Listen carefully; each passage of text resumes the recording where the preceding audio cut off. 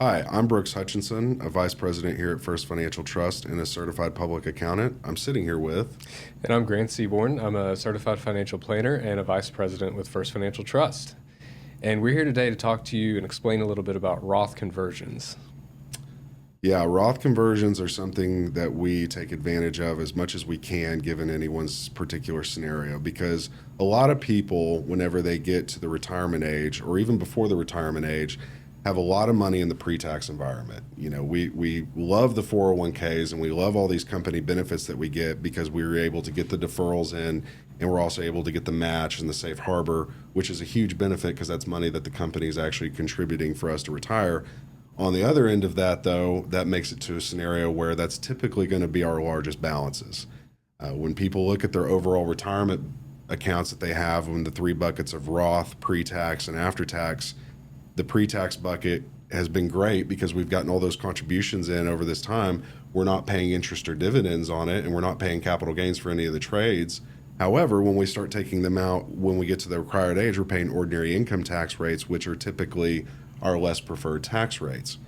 So there's a great opportunity of time whenever we can find different strategies to start shifting that pre-tax money into a tax-free environment. And there's typically a window of time that's most optimal, and that's typically right at retirement, when we're maybe getting Social Security, maybe not getting Social Security. We're not at required minimum distribution ages yet. So our overall tax bracket is at the lowest point that is probably going to be for the rest of our lives.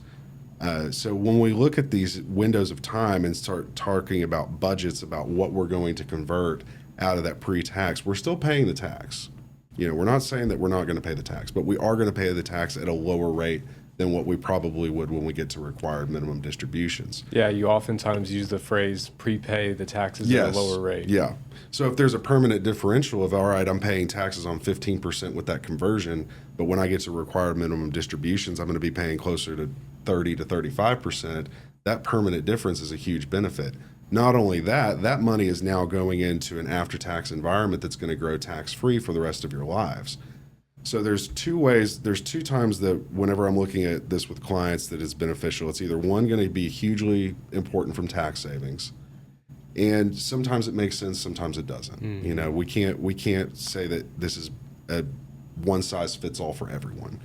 But the second one is generational planning. You know, if I have a large pre-tax IRA and I'm constantly taking required minimum distributions out of it and I pass away, that's now going down to my kids, and they've got to get that out over 10 years. Well, chances are those kids are probably working and already in high income tax brackets, so now you go add this on top of what they have to take out, you're now forking more over to the federal government. So all that to say, in a nutshell, it's great for tax savings if it works out, and if it doesn't, then it's great for generational wealth as well. Yeah, absolutely. There's there's that window of time right after retirement. You drop into a low tax bracket. Employment income has gone away. Hopefully not yet started Social Security or required minimum distributions. Prepay that tax at a lower rate. Later, when those other income sources come into your financial plan, and you shoot up through the tax brackets, you've already prepaid that taxes. I love that. There's also, you know, when we look at spend patterns, you know, we look at, you know, the most conventional way to spend down your assets through retirement is, you know, your taxable accounts first, and then you start spending down your pre-tax dollars, and then your Roth dollars last. And there's some good research that shows as you start RMDs, distributing some of that and then taking some of that and doing Roth conversions can maximize your after-tax wealth at the end of the plan. And you've talk a little bit about having that other Roth bucket and doing conversions to build it up also allows you to invest those funds differently. How do you typically invest the Roth differently from those pre-tax dollars? Yeah, it's a concept I walk through with clients a lot when it comes to location optimization, right? You know, if I have a pre-tax, after-tax, and Roth account, one is going to be taxed at ordinary income tax rates whenever I take it out. One's going to be taxed at after-tax rates, which are capital gains rates, which are a little bit more preferred. And then obviously the Roth is never going to be taxed again.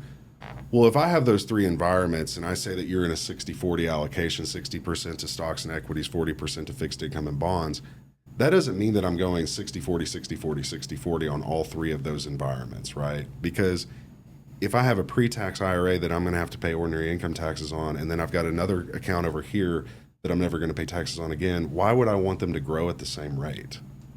That wouldn't make any sense. I would want to slow down the rate of growth as much as I could in the IRA, lessen my IOU to the government, but then I'd want to pretty much pedal to the metal with the Roth IRA because I'm never going to pay taxes on that again. Yeah, maximize So that. it's all about finding that balance between making the Roth IRA really, really aggressive and making the pre-tax IRA less aggressive. You know, they're going to offset to still get you that 60-40 mix, but that doesn't necessarily mean that we're allocating them all across the same way. So it's creating a lot better growth in an account that you're never going to pay taxes on again.